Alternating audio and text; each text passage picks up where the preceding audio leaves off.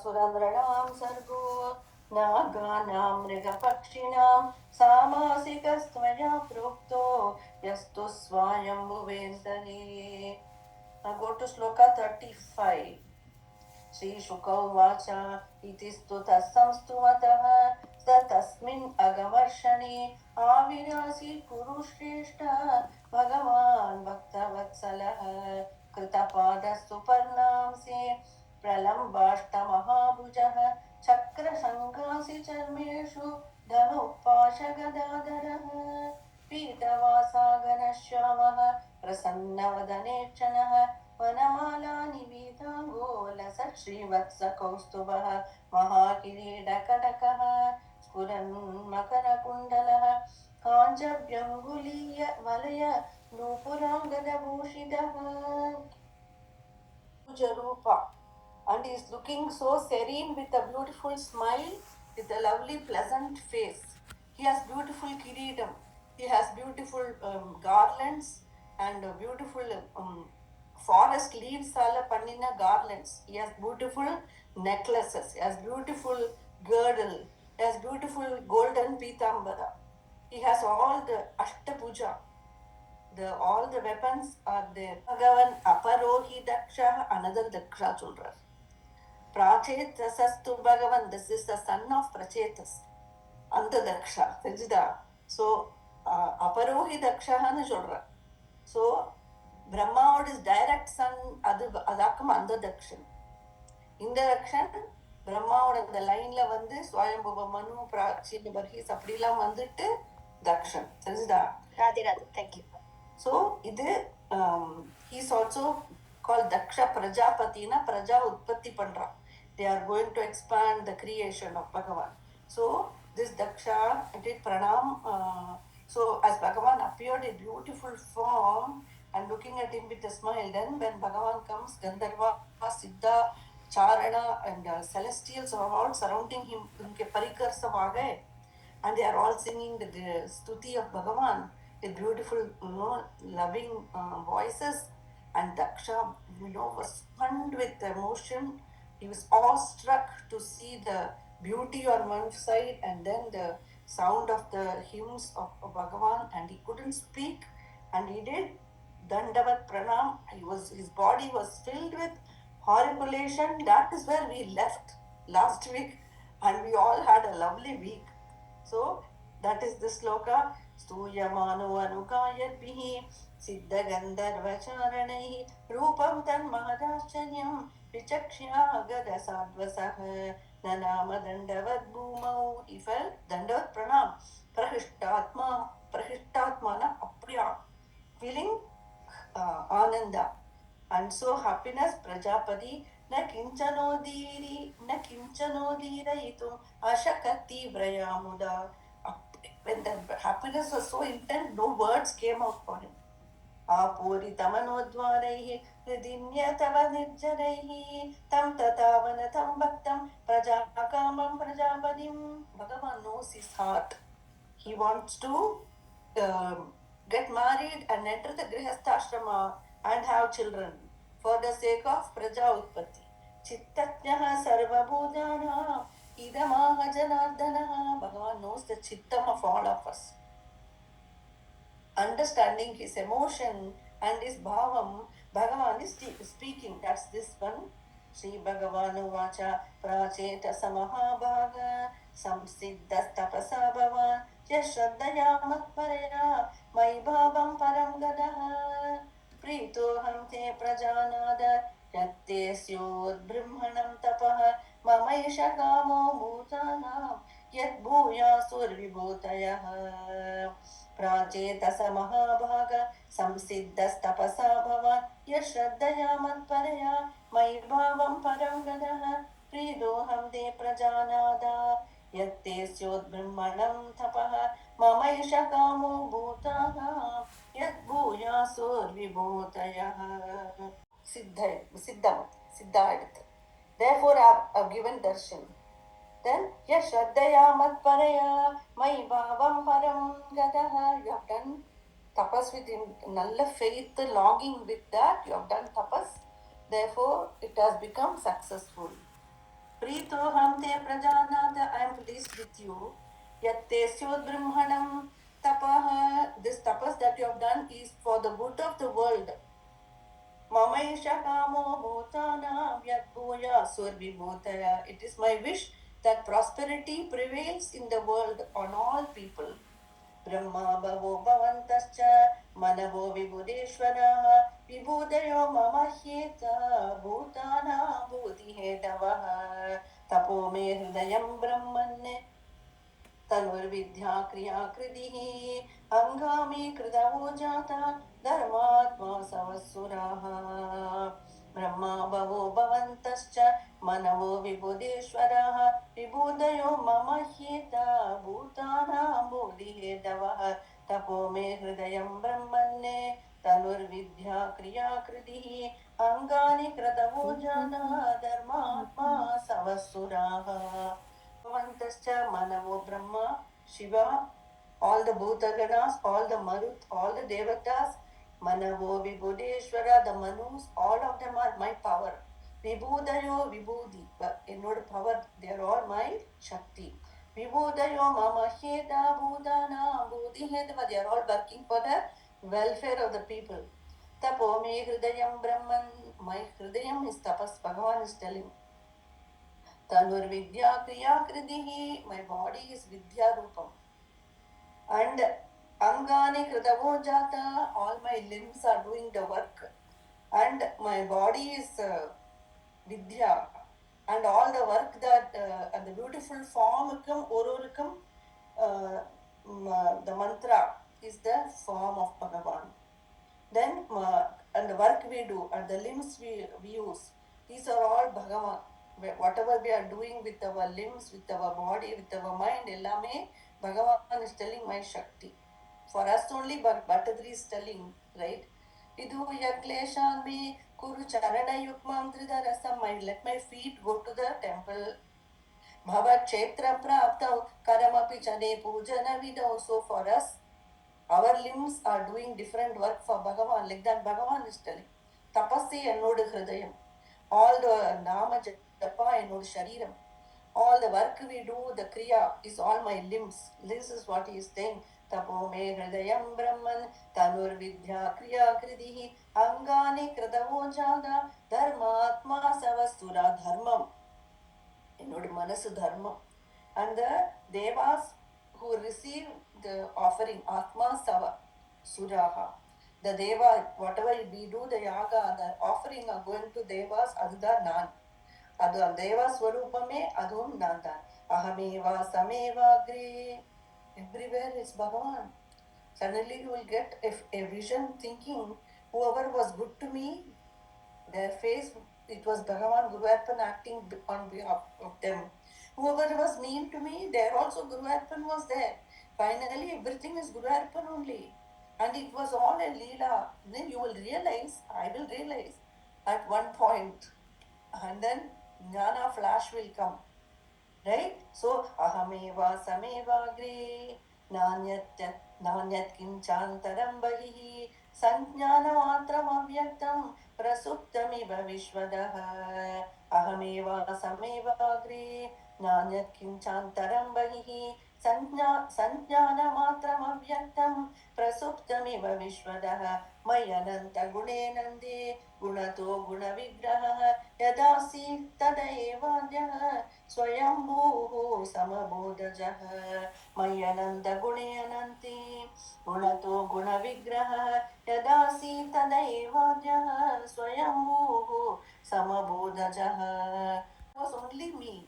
There was no relations. There was only Bhagavan alone existed. Nanyat, there was no one else. Ahameva samevagre nanyat kinchandaram bahi sanjnanamatram avyaktam prasupt. Everything was as though sleeping inside me. Ellame latent at. All the Shakti, everything of Bhagavan became latent in me. Then sanjnanamatram avyaktam prasuptamiva vishwadaha mayananta gune. My ananta, I am ananta, I am infinite. Gune anante, எனக்கு infinite gunas இருக்கு. स्वयं मय्यनन्त गुणे Nande गुणतो गुणविग्रह यदास्ति तदैवान्यः स्वयंभूः समबोधजः.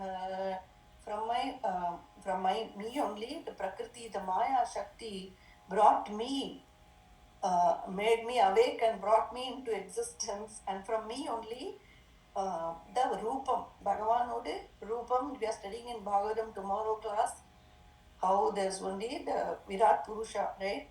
Sahasra Sirisha Purushane, this Bhagavan we are going to study tomorrow. He is the Sahasra Purusha. So initially there was only Bhagavan, then from Prakriti with the power of time brought Brahmaji from me only. Swayambhuhu samadbhudajah mayananta gune nande gunato guna vigraha yadasi tadaevavyah swayambhuhu samabodhajah savayada mahadevo mama viryopabrahmidah mene kilamivatmanam udyadah sarvakarmani savayada mahadevo mama viryopabrahmidah mene kilamivatmanam udyadah sarga karmani atame abhito devah tapo atapyata darunam nava vishva srijuyushmanye nadava srijat vibhuh atame abhito devah tapo atapyata darunam nava vishva srijuyushmanye nadava srijat vibhuh. He came from me. He's the first of the divinities. He still felt weak when he came. When he started the work of creation. Remember Sloka Narayanam 8th canto. எல்லாத்துக்கும் நாராயணத்துக்கு போகணும். இது ரெண்டும் சேர்ந்து you have to study. Bhagavatam Narayanam. Then only the story will click. You have to understand meaning. Guruji says Bhagavatam, you have to understand meaning little bit. To see what am I reading at least. Every day you read Bhagavatam, just see the heading and the story. Because without knowing little meaning, Bhavam Bharat. Bhavam illena, or just point, parrot atama read bani any use. Guruji said in Pravachan, in Madurai. So, little bit meaning, at least the summary we have to know. So, in Narayanam 8th canto, we see Brahmaji came out of the Nabi of Bhagavan, and then he didn't understand. The whole universe is covered with water. He didn't know how to proceed. And then remember, he went to the bottom of the lotus stem to see where is his origin. He couldn't find. Then an Akashvani came, tapa. So he did the tapas. So summarized here. Mene savayada mahadevo mama viryopabrahmida. He came from my viryam. Bhagavan is telling. Brahmaji came from me, but he was not fully confident.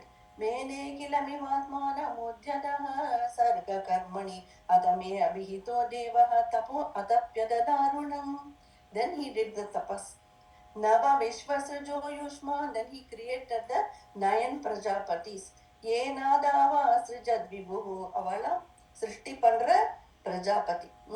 Then he created 9 Prajapati. Adila first 9 Kadama Prajapati, Kashyapa Prajapati and all will come.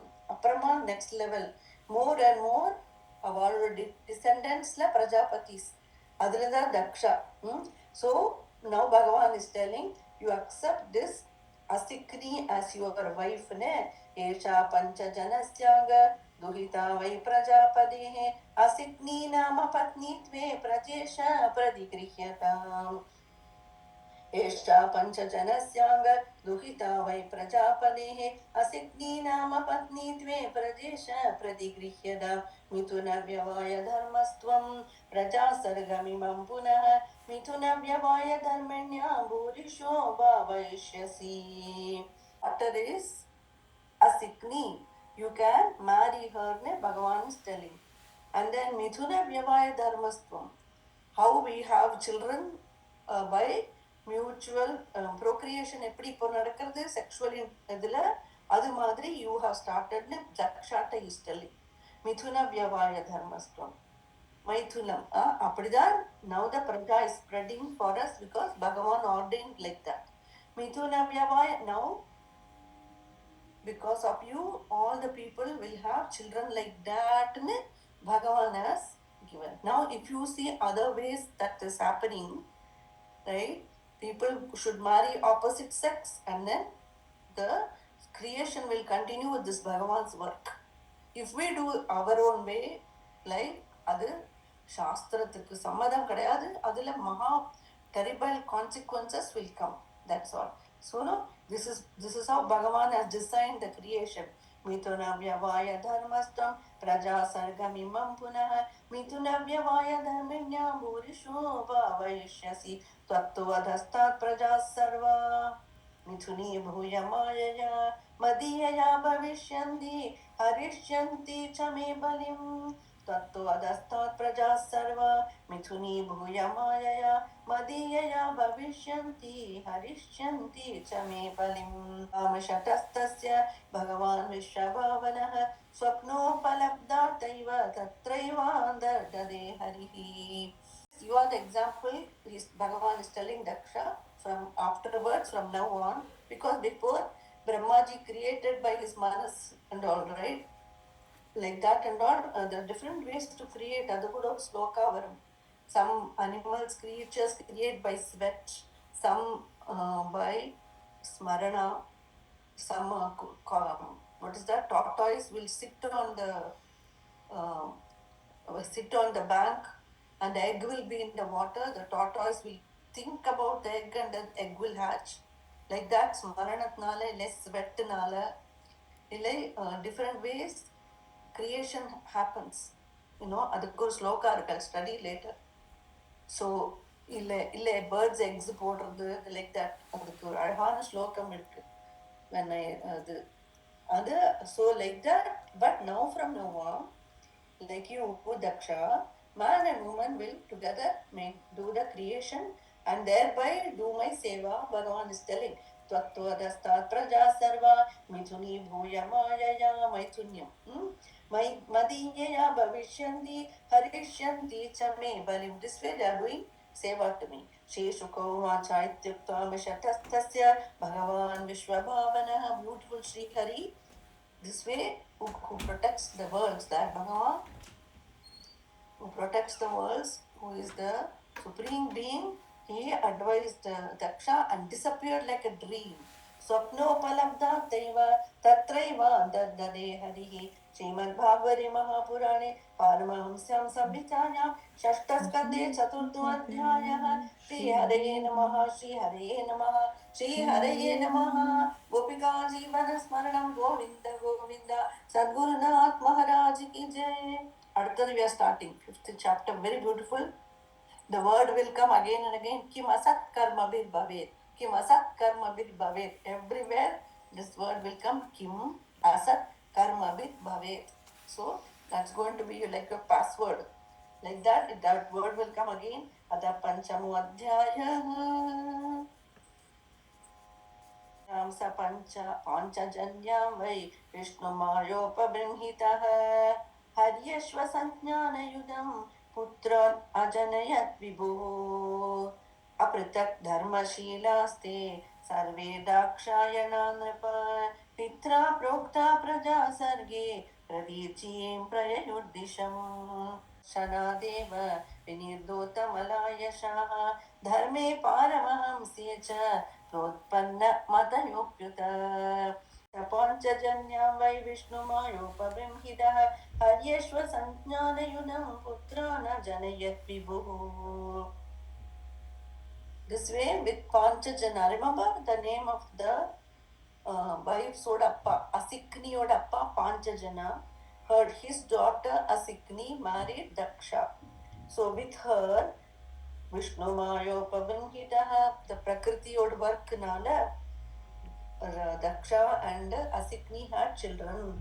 Haryashva Sannyānayudam Putrana Janayat Vibhu. 10 sons were born. 10,000. 10,000. One shot 10,000 sons. And 10,000 sons behaved in the same way. They did not fight like inga 2 sons avan ippadi ivan ippadi illam இல்லையா. கலியுகா எல்லாமே division. எல்லாம் ஒரு பாடிக்குள்ளேயே 1000 division. எத்தனை கஷ்டம் தெரியுமா to live in division. And then we are trying to harmonize be in harmony, but everybody has different thoughts, different way of doing things, but we have to live in harmony. How is it possible? Think all the 10,000 think the same way. Apritak dharma shila asti. They are all obedient children, best children, Dakṣa God, all obedient. And all duty bound and listening to Appa and intelligent and learned and healthy, everything. Sarveda, Vena Bhagavan Anugrahatla they are born.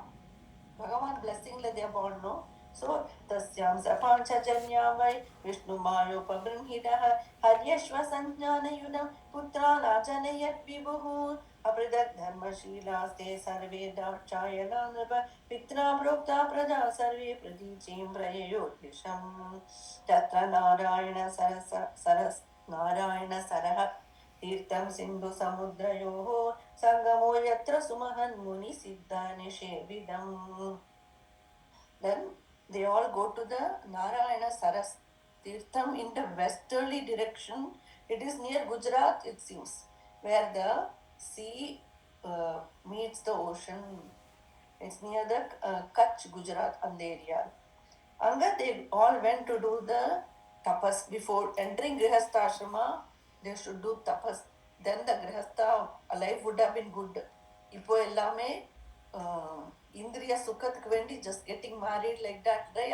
Papadi before getting married, they all get disciplined first in the body, and then they do the marriage. So they all went to do tapas. Tadupasparshana deva inirdutamalaashaya dharme paramahamsi protpanna matayapyuta.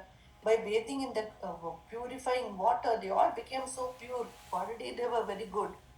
They were completely purified.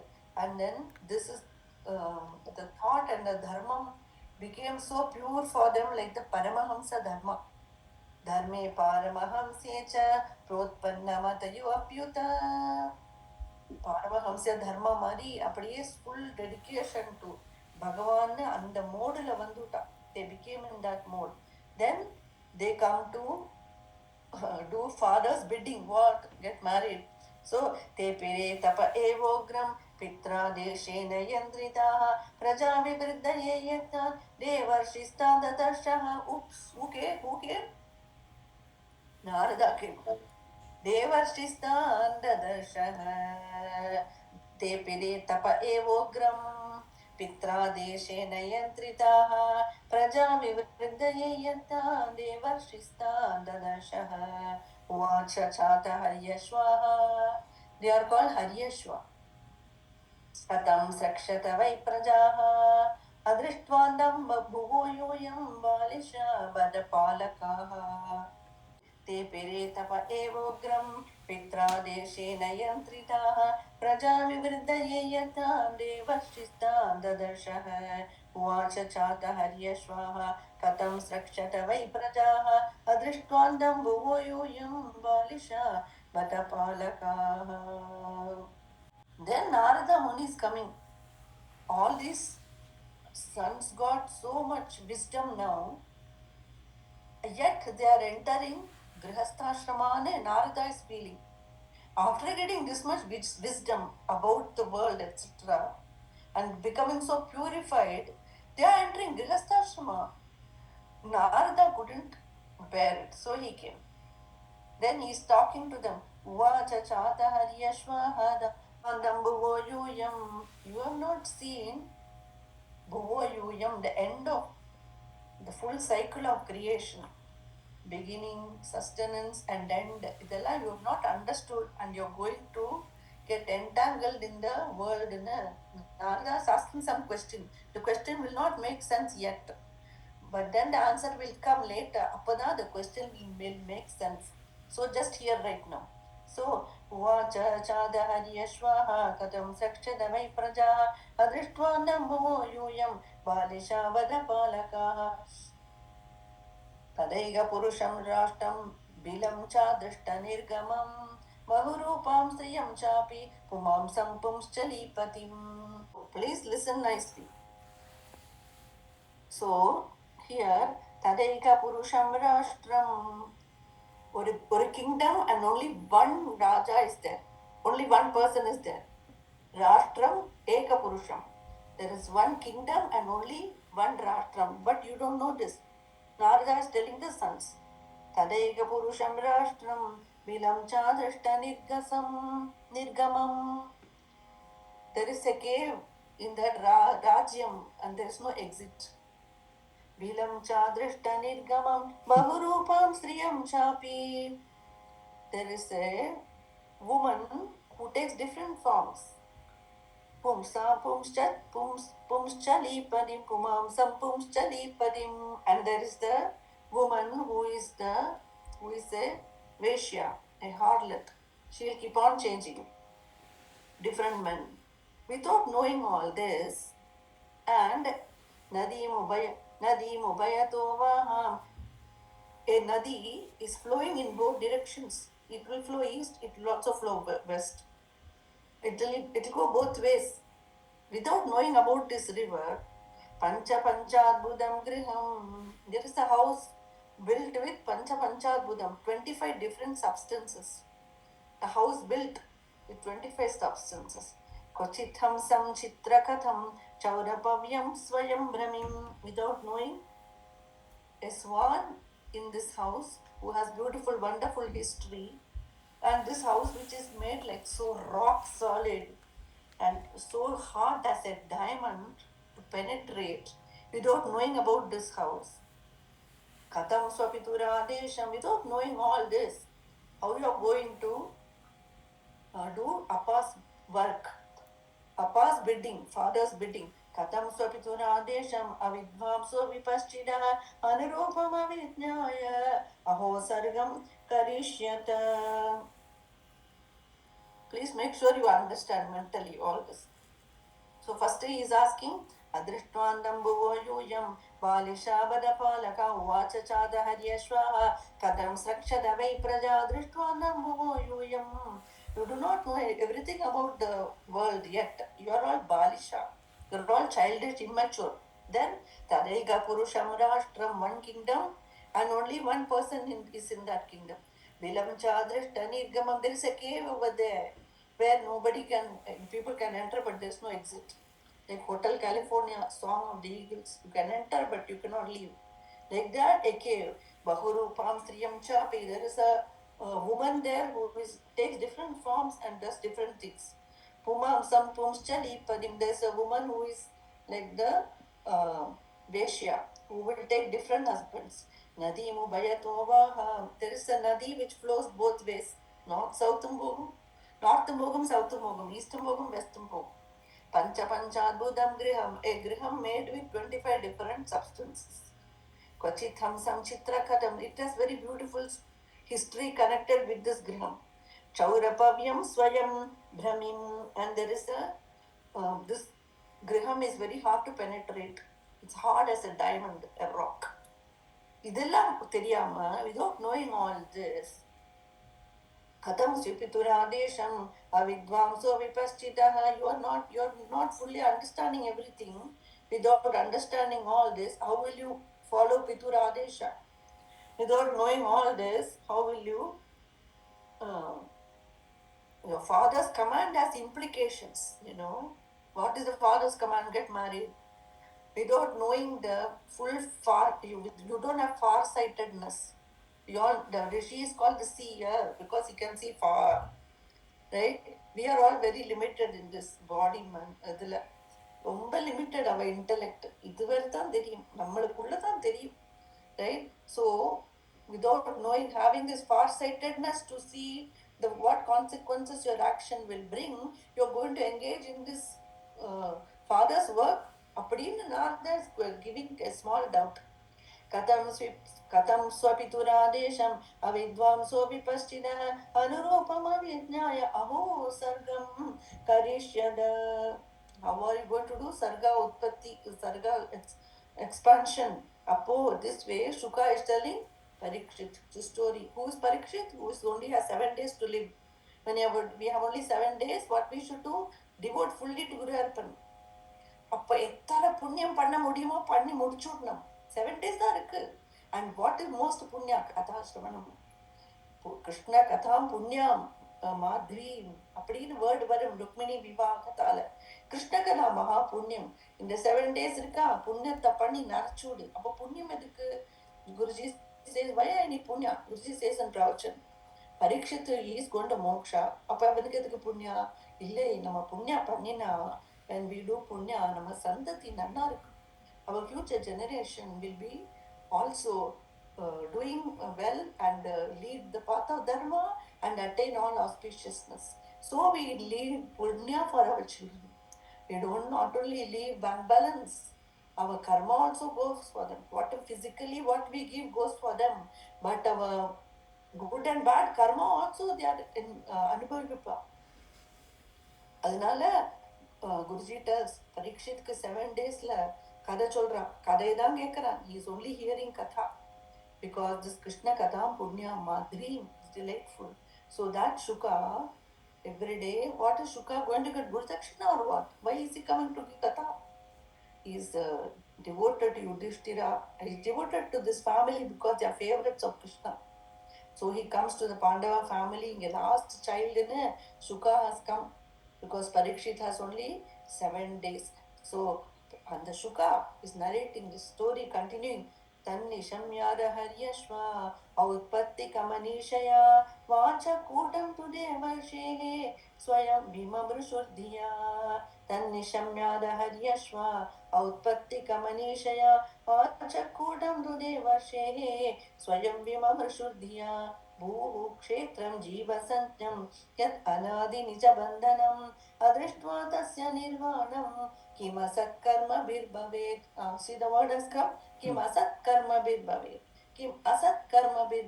It will keep repeating for 10 shlokas. Again. तन्निशम्याद हर्यश्व औत्पत्तिकमनीषया वाचकूटं तु देवर्षेः स्वयं विममृषुद्धिया भूः क्षेत्रं जीवसत्यं यत् अनादि निजबन्धनम् अदृष्ट्वा तस्य निर्वाणं किमसत्कर्मभिर्भवेत्. Call 10,000 all together one name Haryashvas.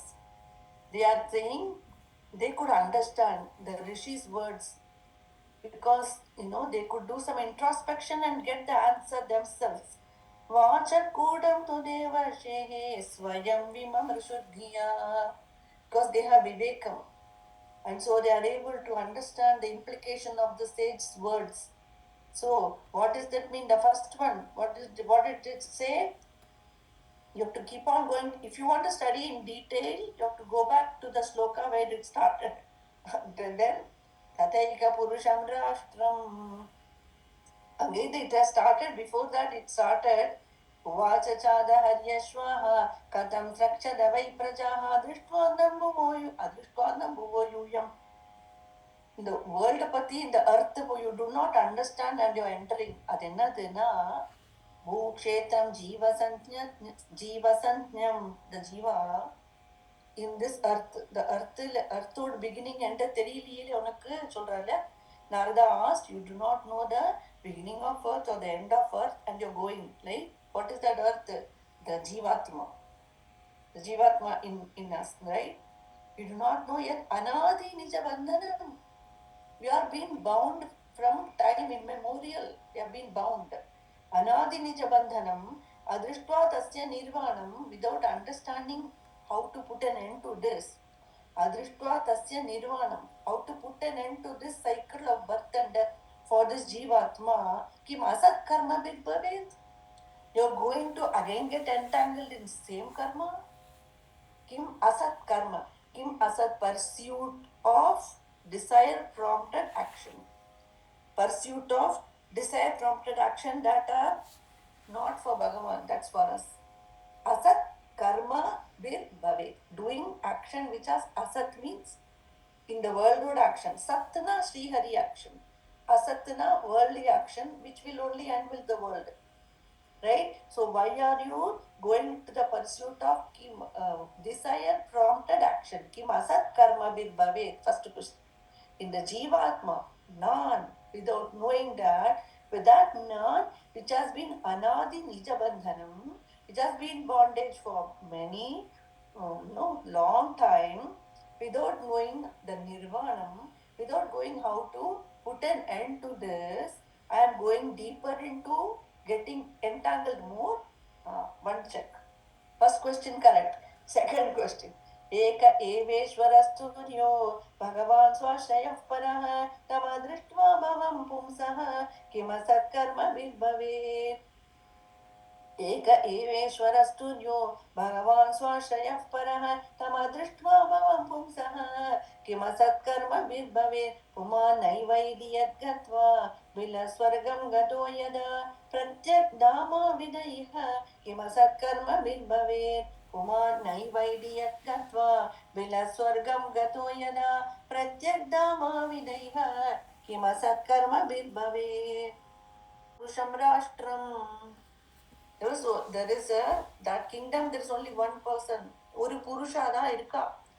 Without knowing that Purusha, why you are going to Asat karma again?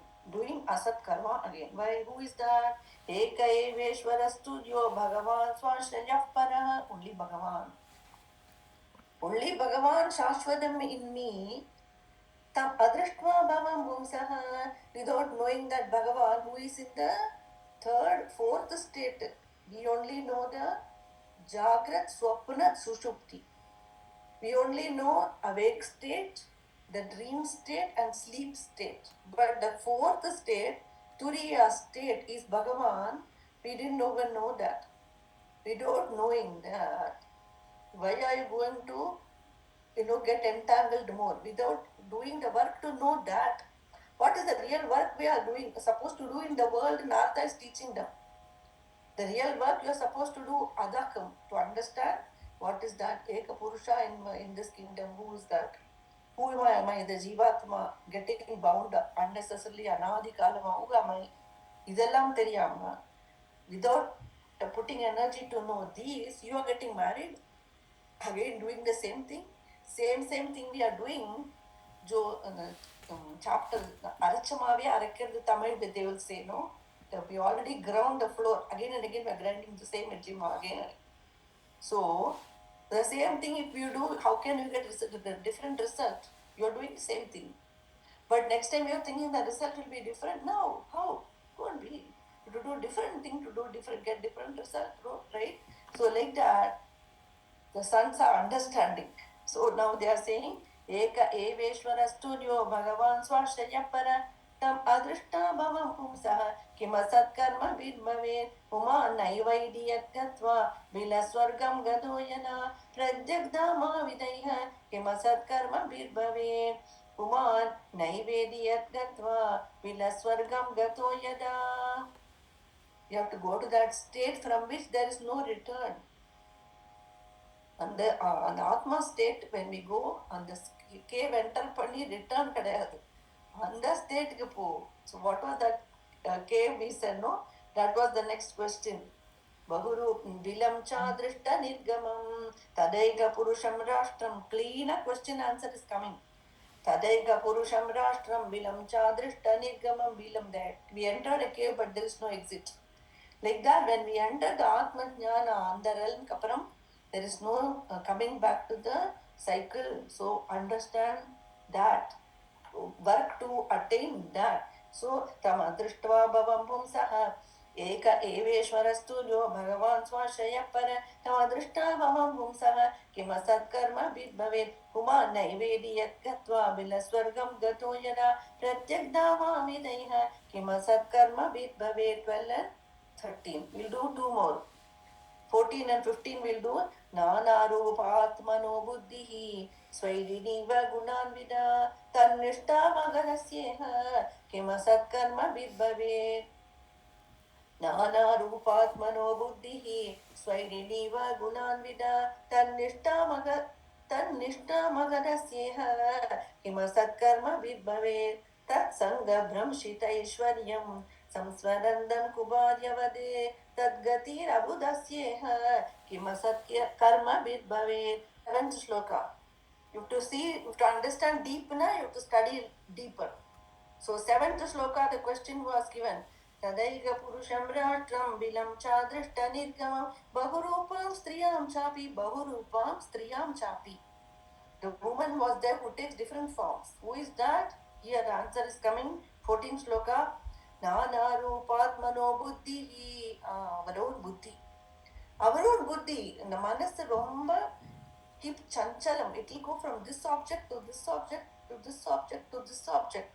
One time it will say no more, no more remodeling the house, everything good, I don't care about all this. Then suddenly you want to do a remodel, put granite kitchen or put new furniture, and then we get satisfied with that. Then we go to, oh, I want to go to the vacation, I want to go see different places.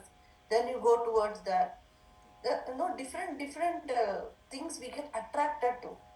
From childhood, you can see how much you have changed and keep on doing different things to keep on being in the world. I want this, I want this, I want this, to make a place for yourself in the world, right? But really, you can't be in the world. Your time is getting towards the end very fast. If a 6-0, I think I can understand, right? Now let the next generation do their work. Nama time over, nobody leaves. Everybody want to hang on to job till 65, 70, 80 ஜாபே பிடிச்சிட்டு இருக்கா. அது விட்டு next step பார்க்கறதே இல்லை. So like this only the buddhi is deluding into different ways of enjoyment in the world. So நானா ரூபாத்மனோ, எங்கேயோ டர்க்கியெல்லாம் vacation போறா. என்ன இருக்கு டர்க்கியில்? நம்மளுக்கு டிஃப்ரெண்ட் பிளேஸ். யூஎஸ் சரி, அது okay. Now they want to go to Turkey or some other remote countries to enjoy. Right? So people keep on finding something to enjoy in the world and grab. So this is the buddhi is doing that. The buddhi is taking in different, and then we think adhaan correct. That is called the primordial ignorance we are doing. My buddhi is thinking I am doing everything correct. அதுதான் ஒரு பெரிய ignorance. Another person will be able to see எப்படி தப்பு பண்றான்னு. ஆனா தனக்கே தெரியறது இல்லை. Like that, our buddhi is taking us in chakkar always. Nana rupatmano buddhihi svaidiniva gunanvida. Based on the guna, we have different ways. Tannishta magadasyeha kima satkarma bhavet. Idella getting way to get bound, because now you have to make money to enjoy. Then you keep on making more money. Then you keep on going to spend money. In the meantime, your body is aging. Then suddenly doctor appointment will come. Then anga paisa pogum. Idukke nammale maattikkirom. Avare forced fun. Everything is forced fun. Spontaneous fun ne varadille. We are forcing ourselves to have fun. Idha US oda kadai. I don't know India what happened. Ippudha US. So forced fun. Everybody looks put, and then Facebook la picture pota. And the cruise ponen. Idu pannen, adu pannen. Right? இதெல்லாம் புத்தியோட delusion. Dutt சங்கபம் ஸ்ரீதைஸ்வர்யம் சம்ஸ்மரந்தம் குபார்யவதே தத்கதிர் அபுதஸ்யேஹ கிம சத்கர்ம பித்பவேத். The other woman who is like the Veshya, Pumschalipatim. The woman who keeps changing husband is like that. The jiva here, without understanding the real swarupam, it takes pleasure in different things and get entangled. Now I want to enjoy USA birth. Adutha birthla I want to be born in Canada and enjoy that lifestyle. Then I want to be born in London and enjoy that. Idella na pannirukkom. Different birth we have taken, and in different countries to enjoy different things. Still we are not satisfied. Bhagavan will give. Okay, idu veduma eduthuko. Until you say, Guruvarappa, you will keep on giving only. So now, that's a Bhagavatam Kaivalyeka Prayojanam. This is advanced class. Inge, chumma kadai illai, karma panni, punyam mattumalla, anga Bhagavan adaya. So, kim asat Karmabhir Bhavet think panninde, ஒரு ஆன்சரா வரத்த அவ அப்படியே போயிடுவா. இனிமே நாங்க போக மாட்டோம் அதுக்குன்னு. They all go for Atmajnana Adaya, they all go away. That is the story that's going to come. So this is the first preview. I'm very happy I could cover this much slokas today. So that's what we have studied. Tat sangha brahmshita ishwaryam samsarandam kubaryavade tadgati abudasyeha kima satkarma bhavet. Idella konjam you have to ponder about this in this week, and then We'll come back next week. Happy Thanksgiving holiday in the USA. Gopika Jeevana Smaranam Govinda Govinda Sadgurunath Maharaj ki Jai.